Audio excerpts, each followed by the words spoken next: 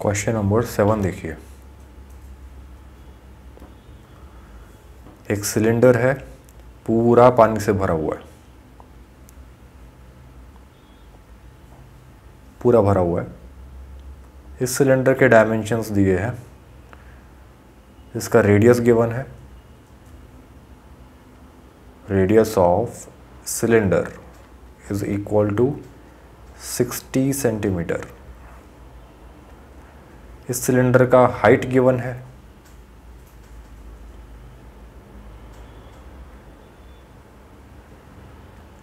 ये हाइट दिया है 180 सेंटीमीटर।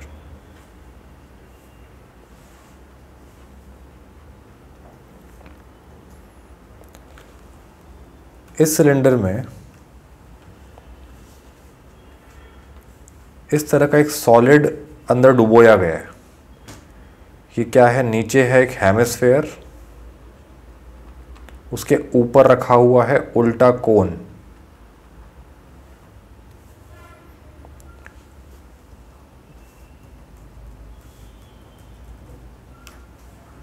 इनके डायमेंशंस दिए हुए हैं हमें।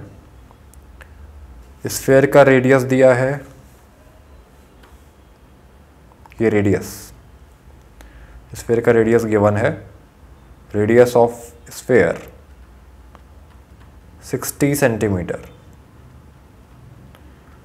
कोन का भी जो बेस है, सर्कुलर बेस, उसका रेडियस भी 60 सेंटीमीटर ही है, तो डिफरेंट नहीं है।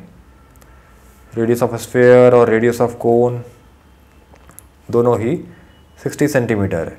कोन का हाइट हमें गिवन है।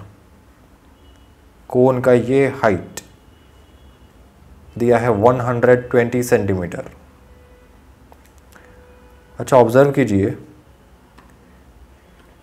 कि ये लेंथ जो है, या ऐसा बोल दीजिए स्फीयर का ये हाइट, ये भी रेडियस ही तो है। तो ये r और रेडियस कितना है 60, तो इतना हाइट ये 60 हो गया। तो टोटल अगर देखा जाए यहाँ से यहाँ तक, टॉप टू बॉटम, इस पूरे सॉलिड का हाइट 120 प्लस 60 180 ही हुआ, 180 सेंटीमीटर। तो ये तो जस्ट हम ऑब्जर्व कर रहे हैं, ठीक है, कि जब इसे इस ब्लू सिलेंडर, इस पानी से भरे हुए सिलेंडर में डुबोया जाएगा तो ये कितना सिलेंडर में फिट होने वाला है। ठीक है, इसकी ज़रूरत नहीं है क्वेश्चन में, लेकिन जस्ट हमने ऑब्जर्व किया, अगर होती तो।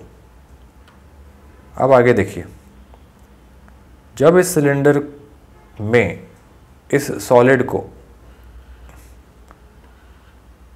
इस तरह से डिप किया गया, तो जब इसे डिप किया जा रहा है, तो अगर सिलेंडर पानी से पूरा भरा है तो इतना तो समझ में आता ही है कि अब पानी बाहर छलकेगा, पानी बाहर फैलेगा।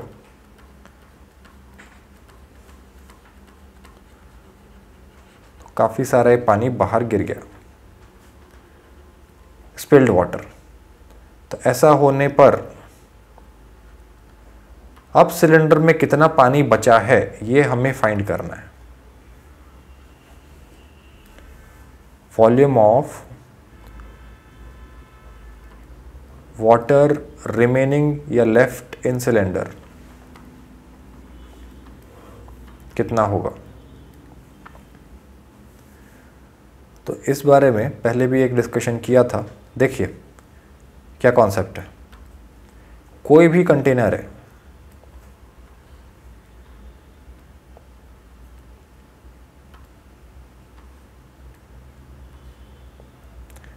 इस कंटेनर में अगर मान लीजिए ये V वॉल्यूम का कंटेनर है, इसमें पूरा पानी भरा हुआ है। इसमें आप कोई भी ऑब्जेक्ट डालते हो किसी भी शेप का, उसका वॉल्यूम अगर मान लीजिए x है, x यूनिट्स, x लीटर हो सकता है, x मीटर क्यूब हो सकता है, x सेंटीमीटर क्यूब हो सकता है, कुछ भी है, ठीक है, x यूनिट्स बोल दिया हमने। तो इस सॉलिड को उठाकर अगर आप पूरा वर्ड्स पर ध्यान दो, पूरा अगर डुबोगे, पूरा इसे डुबोया जाएगा, अगर ये जो सॉलिड था इसे हमने कंटेनर में अगर पूरा डुबोया तो जो पानी बाहर निकलेगा उस पानी का वॉल्यूम, स्पिल्ड वाटर का volume, volume of spilled water x ही होगा। जिस वॉल्यूम का सॉलिड कंटेनर में डुबोया गया है उतने ही वॉल्यूम का पानी बाहर आएगा, या उतना ही वॉल्यूम पानी का बाहर आएगा। तो सेम कॉन्सेप्ट हमें क्वेश्चन में यूज़ करना है कि ये जो सॉलिड है, कौन सा सॉलिड, ये एक नीचे हेमिस्फेयर रखा है, हेमिस्फेयर के ऊपर एक कोन रखा है। इस सॉलिड का जितना वॉल्यूम है उतना ही वॉल्यूम इस स्पिल्ड वाटर का होगा। ठीक है, तो स्पिल्ड वाटर का वॉल्यूम निकालने से क्या फ़ायदा? स्पिल्ड वाटर का वॉल्यूम निकालने से क्या फ़ायदा? देखिए, volume of water left in cylinder जो बचा है ये हमें फाइंड करना है। तो ये अल्टीमेटली है क्या? पूरे सिलेंडर के वॉल्यूम में से जितना शुरुआत में पानी था उसमें से आपने स्पिल्ड वाटर का वॉल्यूम सब्ट्रैक्ट कर दिया, वॉल्यूम ऑफ वाटर स्पिल्ड, जितना पानी बाहर फैल गया है। ठीक है, और वॉल्यूम ऑफ सिलेंडर तो ठीक है आप निकाल लोगे, जितना वॉल्यूम ऑफ सिलेंडर था उतना ही शुरुआत में पूरे पानी का वॉल्यूम था। तो उसमें से वाटर स्पिल्ड का वॉल्यूम निकालना है। अब वाटर स्पिल्ड का वॉल्यूम क्या है? कितना वॉल्यूम ऑफ वाटर स्पिल हुआ है? जितना वॉल्यूम इस पूरे सॉलिड का था, वॉल्यूम ऑफ सॉलिड, जो ब्राउन और ग्रे कलर में जो सॉलिड दिखाई दे रहा है, कोन और हेमिस्फेयर से बना हुआ सॉलिड। तो इसे ऐसा ही लिख देते हैं। ठीक है, is equal to volume of cylinder minus volume of solid का मतलब क्या है? Volume of cone plus volume of hemisphere, इन दोनों का एडिशन। तो यही हमें सॉल्व करना है। तो इज इक्वल टू क्या आएगा? देखिए, वॉल्यूम ऑफ कोन, अच्छा पहले ये देख लीजिए, volume of cylinder. Volume of cylinder का फॉर्मूला क्या होता है? Pi radius of cylinder square into height of cylinder, pi R square H, minus volume of cone क्या है? 1/3 pi radius of cone square into height of cone. यहाँ careful रहे हम। ये हमने लिखा volume of cone plus volume of hemisphere. Hemisphere का volume का फॉर्मूला होता है 2/3 pi times radius of hemisphere cube, 2/3 pi R cube. देखिए, जो हमने शुरू में एनालिसिस किया था वो ज़रूरी क्यों था? हमने शुरुआत में एनालिसिस किया था कि हेमिस्फेयर और कोन का मिलाकर जितना हाइट है उतना ही हाइट कंटेनर का है। ये फाइंड करने का फ़ायदा ये हुआ, इससे हमें समझ में आ रहा है कि सॉलिड पूरा कंटेनर में डूब जाएगा। अगर मान लीजिए ये सॉलिड कंटेनर से बड़ा होता तो ये पूरा डूबता ही नहीं। ठीक है, तब कैलकुलेशंस कुछ अलग आते। तो अभी तो हमने ये एनालाइज किया कि ये पूरा ही solid top to bottom container के अंदर, सिलेंड्रिकल कंटेनर के अंदर डूब जाएगा। इसीलिए उतना ही वॉल्यूम ऑफ वाटर बाहर फैलेगा जितना कोन और हेमिस्फेयर का मिलाकर वॉल्यूम है। अब बस वैल्यूज पुट कर दीजिए। पाई रेडियस ऑफ सिलेंडर कितना दिया है हमें? 60 सेंटीमीटर। तो 60, सब कुछ सेंटीमीटर में ही ले रहे हैं, तो 60 square into height of cylinder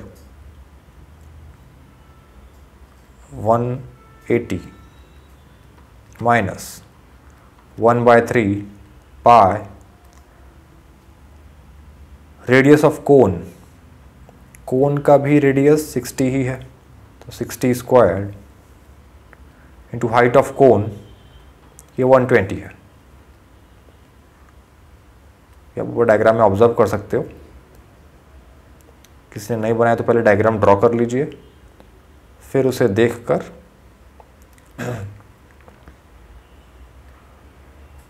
values put कीजिए। ये 180 था plus 2/3 pi radius of hemisphere, hemisphere का रेडियस भी 60 ही है, पावर 3 60 का क्यूब। अब इसमें पहले जो भी कॉमन है वो कॉमन ले लेते हैं। तो पहले तो मैंने इसे इस तरह से लिखा 60 स्क्वायर्ड इंटू 180, पहले ब्रैकेट ओपन कर लिया, माइनस इंटू प्लस माइनस 1/3 पाई 60 स्क्वायर 120, फिर ये माइनस इंटू प्लस, ये भी हो गया minus 2/3 pi 60 cube is equal to, अब देखिए पाई यहाँ है और इस टर्म में भी है, तीनों टर्म्स में पाई है, तो पाई कॉमन लिया, फिर आपको दिखाई दे रहा है 60 स्क्वायर और 60 क्यूब में से भी 60 स्क्वायर निकाल ही सकते हो। 60 क्यूब का मतलब है 60 स्क्वायर इंटू 60, तो 60 स्क्वायर तो कॉमन आ ही रहा है, तो 60 स्क्वायर भी कॉमन निकाल लिया।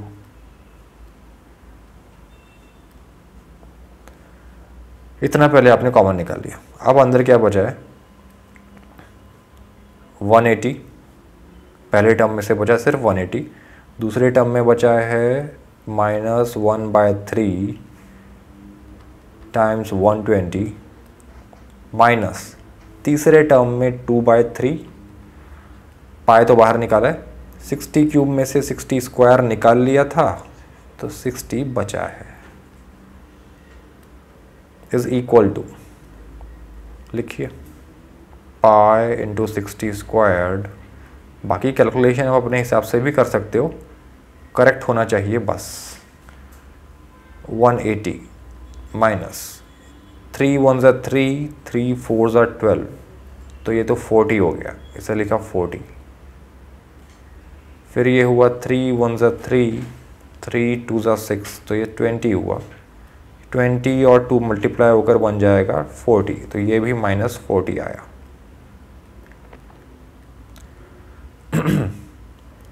तो क्या बना ये expression, is equal to, let me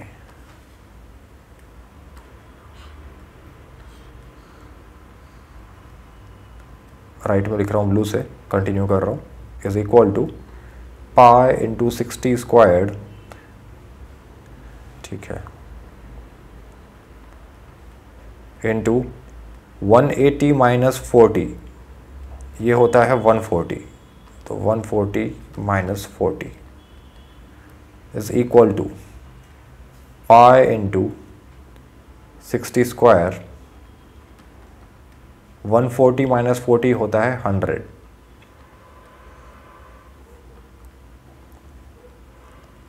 question में पाई का वैल्यू 22/7 लेने को बोला गया है, ले लीजिए 22/7, 60 का स्क्वायर 60 इंटू 60 3600 इंटू 100। अब चलिए 36 और 22 को मल्टीप्लाई कर लेते हैं। मैं इस तरह से सॉल्व कर रहा हूँ इसे, 36 मल्टीप्लाई कर लिया और ये 4 ज़ीरोज़ दिखाई दे रहे हैं, इन्हें लास्ट में एडजस्ट कर लेंगे, 1 2 3 4, तो 36 इंटू 22 कितना हुआ, ये सॉल्व कीजिए, 36 इंटू 22,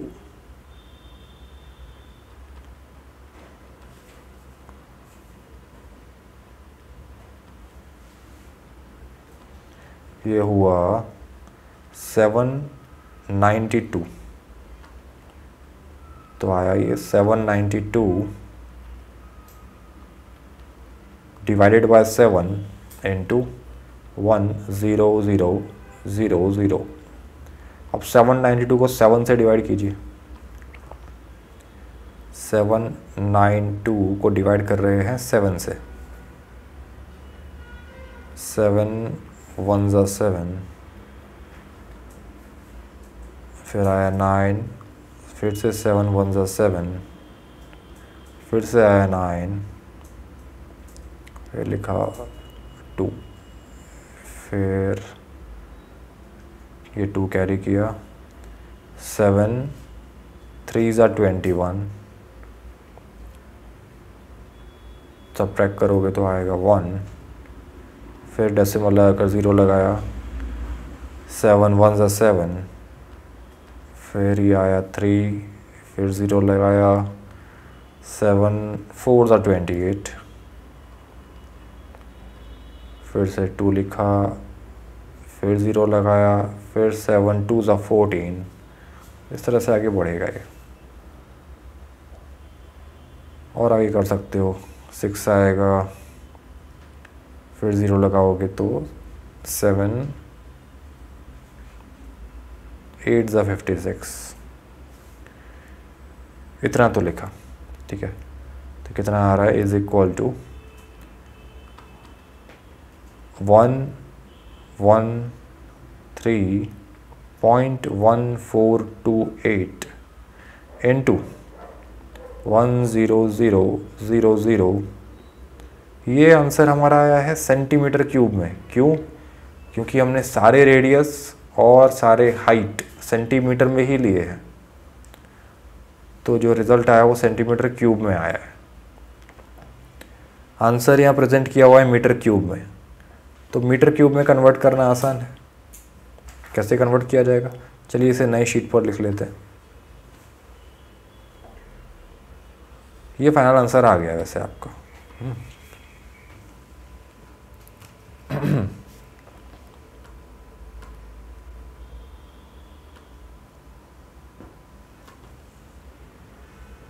एक मिनट,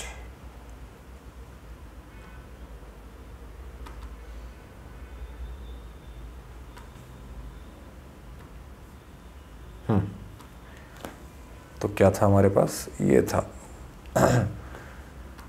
तो देखिए ये कॉन्सेप्ट 1 सेंटीमीटर क्यूब का मीनिंग क्या होता है, ये है is equal to 1 centimetre into centimetre into centimetre. इसका मतलब 1 centimetre cube is equal to, 1 centimetre में कितने मीटर्स होते हैं, 1 सेंटीमीटर का मतलब 1/100 मीटर। इस वाले सेंटीमीटर को भी लिखा 1/100 मीटर, और इस वाले सेंटीमीटर को भी लिखा 1/100 मीटर। तो यहाँ से आया 1 centimetre cube is equal to, denominators को मल्टीप्लाई कर दीजिए तो आ रहा है ये 1000000, 6 0 आए। ऊपर देखिए 1 metre into 1 metre into 1 metre, ये तो 1 इंटू मीटर क्यूब हो गया है, मतलब मीटर क्यूब, 1 मीटर क्यूब। अब ये डिनोमिनेटर को ट्रांसपोज कर दीजिए तो क्या रिजल्ट आ रहा है,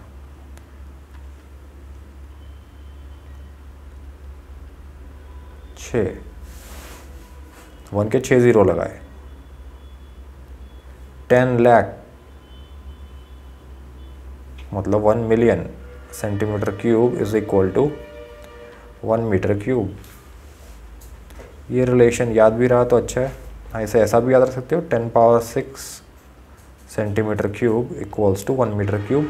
बाकी यहाँ तक पहुँचा कैसे ये भी समझा दिया, याद रखिए इसे। तो यहाँ से 1 सेंटीमीटर क्यूब को क्या लिखा जा सकता है, 1/10⁶, मतलब 1 के 6 0 मीटर क्यूब। ठीक है, ये हमने पहले भी लिखा ही हुआ था। तो अगर आपको जो हमने ऑब्टेन किया है आंसर उसे कन्वर्ट करना है मीटर क्यूब में, तो मैंने इस सेंटीमीटर क्यूब को रिप्लेस कर दिया मीटर क्यूब से। अभी देखा हमने 1 centimetre cube equal to 1/1, 1 2 3 4 5 6 0 metre cube होता है। ठीक है, यहाँ लिख लीजिए। अब देखिए यहाँ ये 1 2 3 4 0 से तो इसके भी 4 0 कैंसिल हो गए, नीचे 100 बचा है।